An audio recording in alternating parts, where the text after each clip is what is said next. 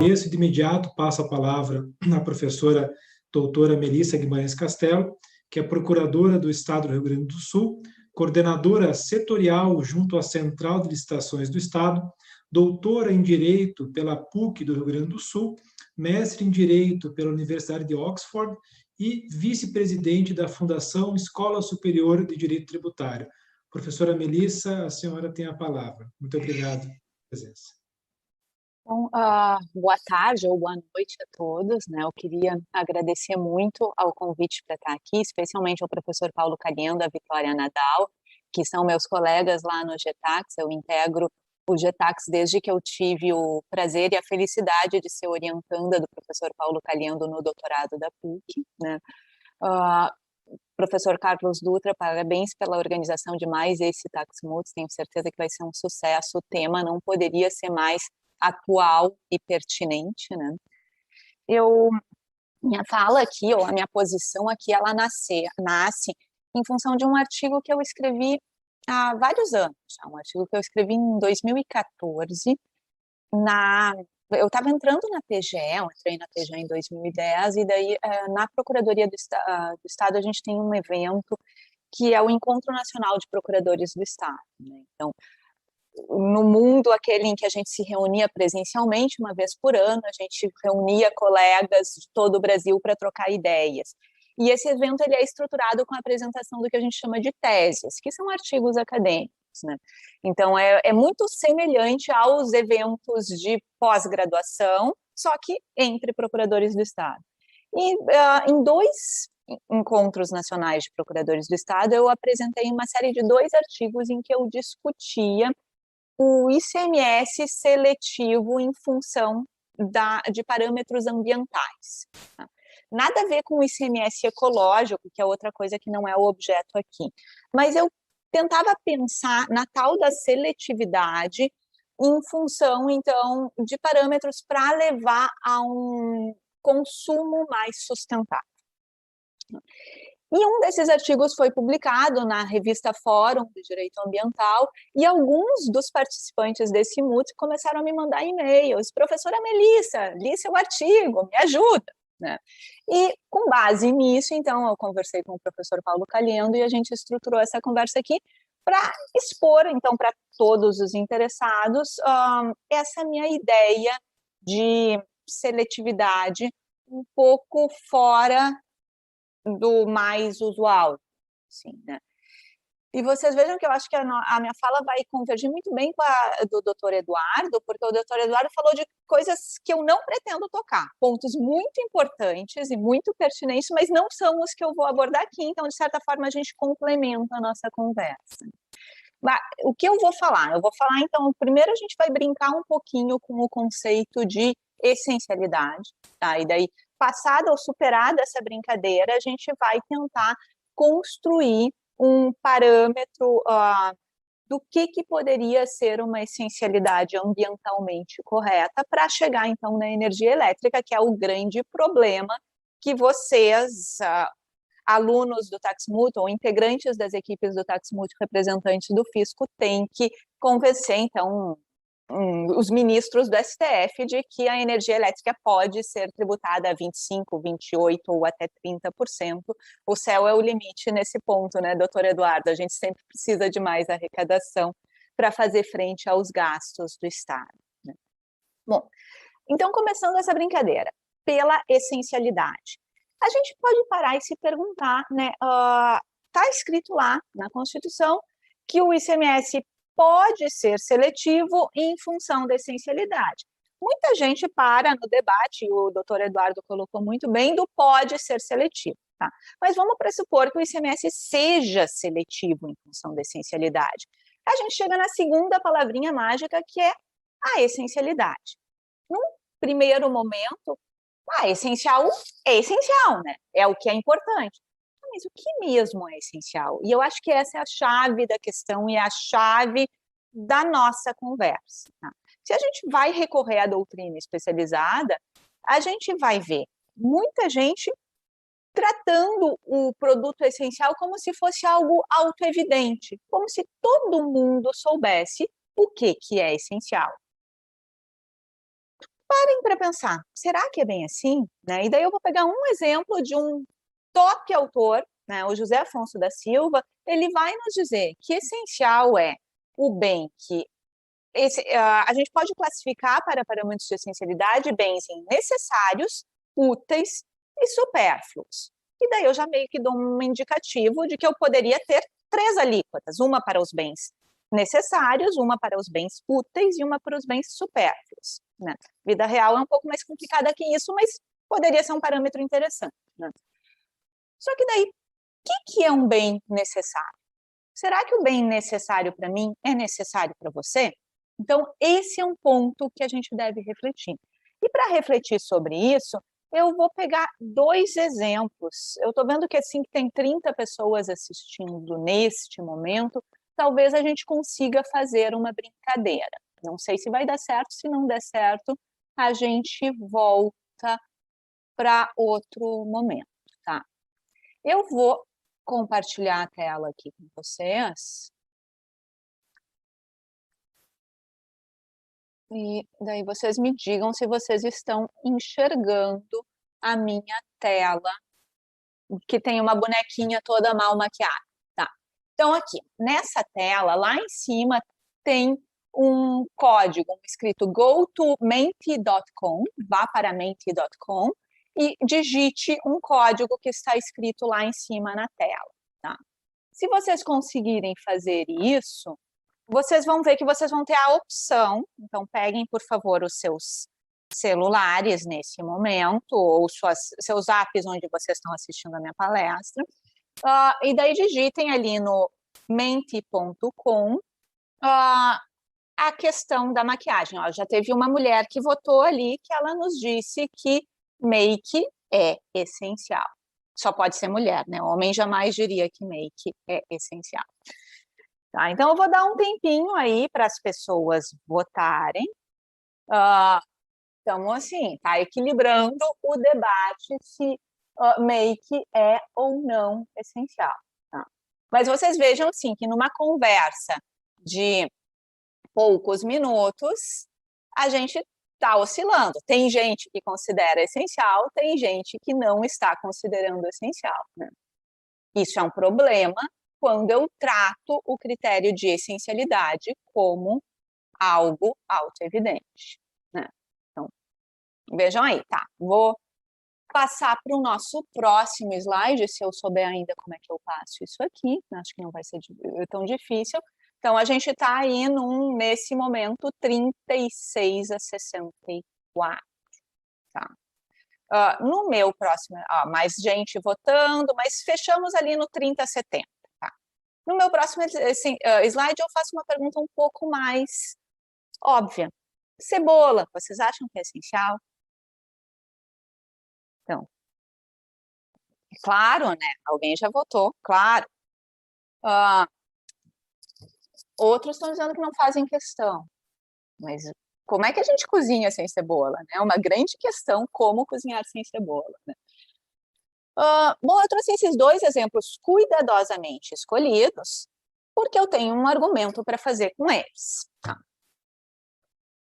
No ponto cebola, eu não como cebola.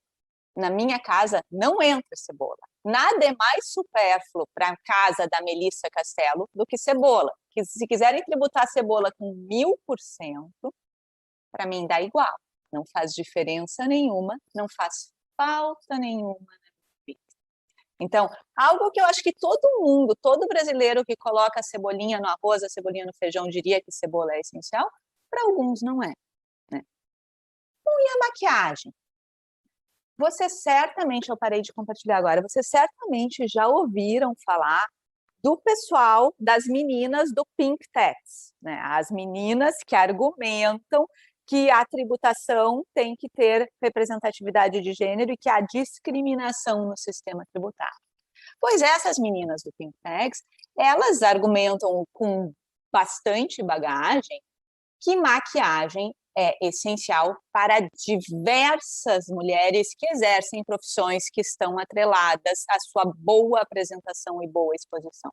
A gente pode pensar lá na profissão mais antiga do mundo, mas também podemos pensar nas atendentes de loja de luxo, no pessoal das estéticas, no pessoal recepcionista de evento, todas aquelas mulheres que trabalham com base, com respaldo na sua boa apresentação e na sua beleza. Para elas, maquiagem não é artigo de luxo.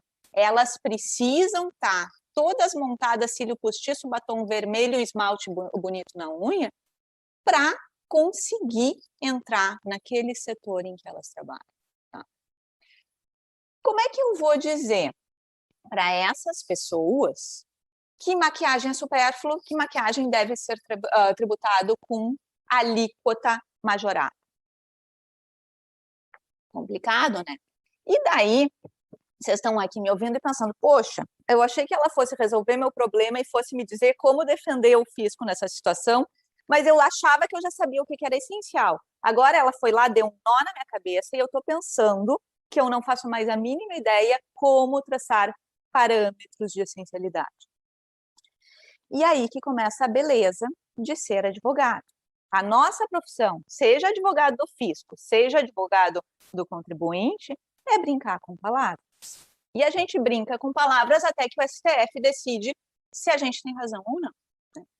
E vocês vejam que essa essencialidade, que sempre foi uma palavra considerada meio take it for granted, meio a gente considera que a gente sabe o que é, ela não é tão fácil assim. A questão é que a essencialidade depende de onde ou da perspectiva de quem está olhando. Né? A gente tem algumas tentativas de caracterizar a essencialidade que vão dizer, bens que são consumidos pela maior parte da população, a gente presume que sejam bens mais essenciais. E daí até eu faço uma brincadeira com o professor Paulo Caliendo, que Coca-Cola é consumido pela maior parte da população, e o professor Paulo Caliendo, quem conhece a linha de pesquisa dele, ele é um ferrenho ativista favorável à tributação majorada de Coca-Cola no fat tax, porque ele acha que não se deve estimular o consumo de bebidas açucaradas. Então, um bem que é consumido pela maior parte da população, mas que não é tão essencial assim.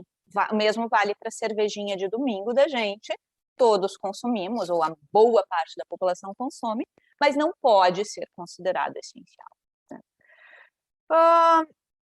Isso me levou, está lá nos artigos esses que eu escrevi, a tentar ir um pouco mais a fundo, mas eu não achei respostas assim muito boas. Até quem achar respostas muito boas, por favor, compartilhe comigo, que é um tema que eu fico um pouco nervosa até hoje. Né? Mas eu lembro que eu li no livro do Carrasa, que o essencial ele tanto pode ser tomado pela perspectiva individual de cada um. Por exemplo, não podemos dizer que cebola não é essencial só porque eu, Melissa, não gosto de cebola, mas ela deve ser tomada, a essencialidade deve ser tomada sob a perspectiva de interesse coletivo. Então, essencial é algo que atende ao interesse de um grande grupo da população. E daí, vocês vejam que abre um leque grande para a intervenção do Estado na autonomia privada de cada um. Né? E daí, a cervejinha de domingo, todo mundo consome. Por que o Estado tributa ela com alíquota majorada, eventualmente, se resolver tributar? É uma grande intervenção do Estado dizendo o que eu posso, o que eu não posso consumir. O mesmo vale para a Coca-Cola. Né? Então, a ideia essa de interesse coletivo, ela dá uma margem de autonomia e de liberdade para o Estado que ela deve ser entendida ou deve ser compreendida dentro das balizas constitucionais, sob pena de se permitir arbítrio. A Melissa, que não gosta de cebola, resolve, na condição de legisladora, tributar a cebola com os 1000% de ICMS. Não pode uma coisa dessas. E aí, e com base nessa ideia de que o essencial deve levar em consideração o interesse coletivo, mas que a gente não pode simplesmente dar uma carta em branco para o legislador fazer o que ele entender, que eu fui buscar naquele artigo os princípios da ordem econômica. Tá? Então, lá no artigo 170 da Constituição, eu vou ter os princípios gerais para a instrução da ordem econômica, agora me fugiu o termo certinho, mas, peraí, vamos usar, né? Os princípios gerais da atividade econômica, fui lá buscar, e dentre eles a gente tem soberania nacional, propriedade privada, etc. E eu destaco o inciso 6º da Constituição, em que eu falo de defesa do meio ambiente, inclusive mediante tratamento diferenciado, conforme o impacto ambiental dos produtos e serviços e de seus processos de elaboração e prestação. Tá? E eu faço questão de destacar esse inciso lá, 6º do 170, para debater com vocês. Se eu tenho produtos equivalentes que atendam à mesma função, um é ambientalmente adequado, o outro polui e causa danos ambientais extremos. Qual deve se submeter a uma alíquota maior e qual deve se submeter a uma alíquota menor de tributação, né? Daí, voltando para o exemplo da maquiagem, as meninas todas já perceberam, às vezes essa semana eu comprei shampoos, todos eles são shampoos veganos, sustentáveis e livres de não sei o quê, livres de agrotóxicos, digamos assim. Esses shampoos veganos, sustentáveis, livres de agrotóxico, eles devem ser estimulados pelo Estado ou a gente deve estimular aquele shampoo que é feito com um processo produtivo extremamente nocivo, lança resíduos no rio e polui o meio ambiente? Então, a ordem constitucional, ela nos traz um vínculo entre processo produtivo e consumo e meio ambiente. Tá? Lá no que a gente chama no direito ambiental de desenvolvimento sustentável. Então, eu tenho que atender os 3 parâmetros da sustentabilidade, que é a sustentabilidade social, ambiental e econômica. Então, esses bens, eu poderia usar esses parâmetros de sustentabilidade como um fator para a essencialidade do produto? Bom, no artigo, eu pressuponho que sim, que eu posso. Então, se eu tenho bens equivalentes que atendam ao mesmo objetivo, eu poderia pensar em um estímulo fiscal ou uma redução de alíquota para o produto mais ambientalmente adequado e uma majoração de alíquota para o produto mais nocivo. Né? E a partir daí eu vou passo além, que é o estudo do caso energia elétrica. E é por isso que me acharam lá nas redes. Né? E eu passo a olhar especificamente o caso do estado do Rio Grande do Sul. E como eu disse, esse artigo foi escrito lá em 2014, mas eu acredito que não tenha mudado muita coisa desde então. Tá? Eu passo a olhar a energia elétrica, ou como é que a gente trata a produção de energia elétrica dentro aqui do estado. Né? Então, olhando para a questão de produção de energia renovável e produção de energia oriunda de combustíveis fósseis. E aqui no estado do Rio Grande do Sul, a gente tem uma dependência forte em produção de energia ainda a partir de combustíveis fósseis. Né? E eu vejo que o Estado estava criando uma série de incentivos para a produção de energia renovável. O que seria, então, atenderia a esse viés de estimular a produção de energia, o bem ambientalmente mais benéfico e não estimular o bem ambientalmente mais nocivo. Num passo além, eu vou olhar para a tributação da energia em si. No primeiro momento, eu olho para a tributação dos insumos para gerar energia. No passo além, eu vou olhar para a tributação de energia em si, que é o problema que vocês, aí no Taxmood, têm que resolver. Né? E eu percebo que a tributação da energia em si, ela também não é aquela coisa assim extravagante e nociva de todo mundo paga 25%. Na época, a alíquota era de 25% aqui no estado. Eu percebo que eu tenho uma alíquota minorada de 12% para quem consome até 50 kW mês. Tá? Então, residências com baixo consumo de energia elétrica pagam um ICMS menor. Eu tenho uma alíquota minorada para produtores rurais. Tá? A indústria paga alíquota na época era 17, hoje em dia é 18, que é a alíquota base, a alíquota padrão do ICMS. Tá? Então, sobra para pagar os 25% para residências com alto consumo e para comércio, serviços em geral. Então, são setores em que existe um consumo intensivo de energia, mas nada que se compare a uma indústria, um shopping center não se compara ao consumo de uma metalúrgica, por exemplo. Né? Então, mas sobra para o consumo mais elevado pagar os 25%. Né? E com isso, meio que a gente começa a questionar, será que o essencial realmente é submetido à alíquota de 25%? Tá?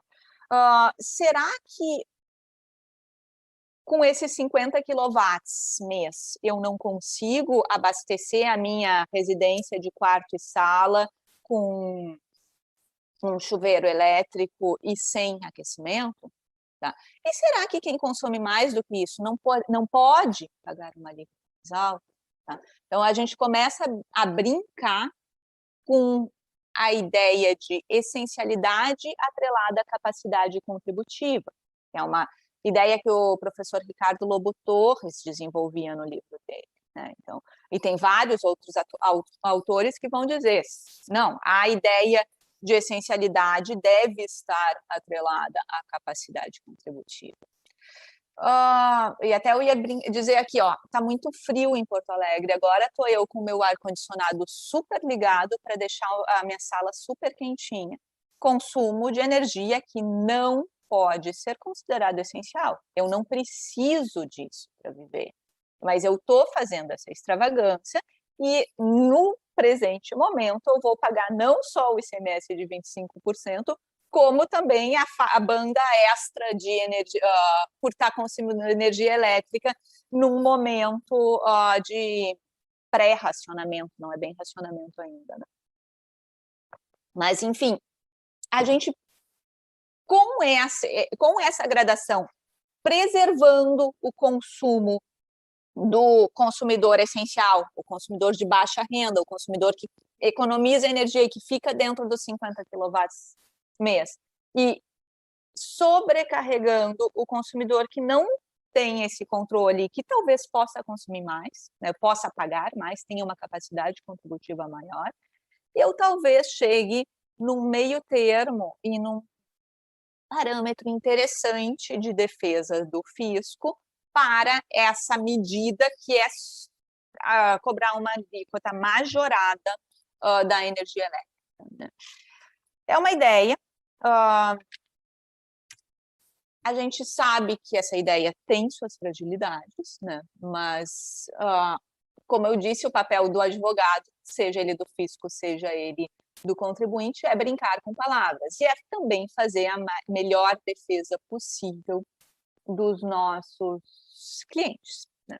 Eu acho que o doutor Eduardo Castro colocou muito bem o porquê que a gente precisa dessa alíquota majorada. Né?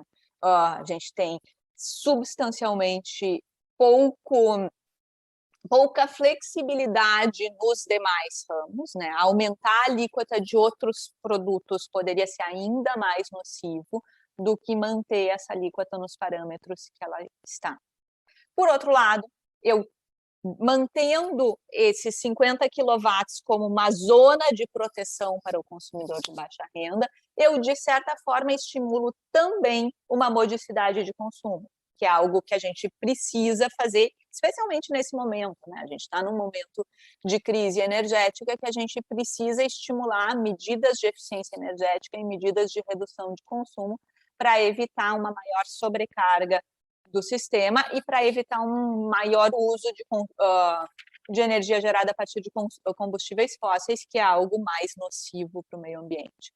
E vocês vejam que, partindo dessa ideia de sustentabilidade, eu consigo, de certa forma, fechar em torno de construir uma tese de defesa para o fisco um pouco diferente, ou com elementos que agreguem aqueles propostos pelo professor Eduardo Castro. Para isso, agradeço muito a atenção e fico aí aberta para comentários e dúvidas. Muito obrigada, doutora Melissa. Está há anos auxiliando na organização do TexMulti e agora também auxiliando